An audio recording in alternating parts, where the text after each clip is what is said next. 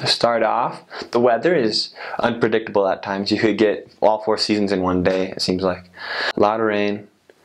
A lot of people are busy. Well, and especially downtown Asuncion. I was really never in downtown Asuncion, but in the places where I was, in kind of like the suburb area, a lot of people were construction workers, bricklayers. All the houses, nearly all, I think all the houses there in Paraguay are made out of bricks, and so there's a lot of need for bricklayers and people with masonry. A lot of vendors, a lot of people that sell. They're busy people.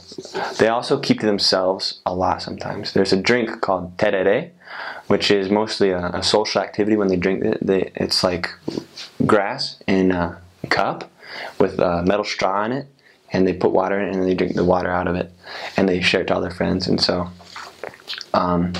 seems like sometimes that they're not doing a lot of work, but they get a lot done, seems like to me. A lot of people work at the Beehive Clothing Company, which is the company that really distributes the church clothes, garments, and baptism clothes for the church.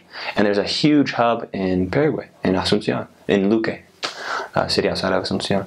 And a ton of members work there. I know a ton of members that work there. Transportation, there's a lot of buses called colectivos.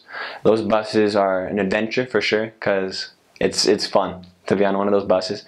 The drivers are experts, it seems like, because they're driving at the same time while you're giving them your bus fare, and they're giving you change.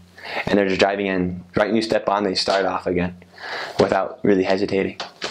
And it's an adventure for sure. A lot of people, those buses sometimes fill up, and sometimes they overfill. People are like leaning out of the door just to get a seat on.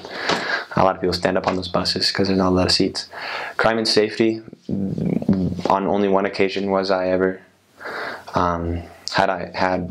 was there an attempt of robbery. Didn't steal anything, actually. So there's a lot of safety. A lot of people take a lot of precautions.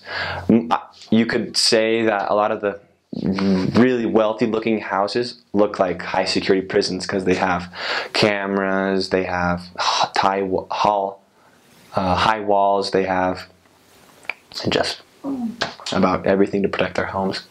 There's a big power company there. There's a big huge plant, a big huge dam that produces electricity for a lot of South America in Paraguay, and so they get that really. It's a great benefit for them. They don't pay a lot on electricity. A lot of the streets are called empedrado.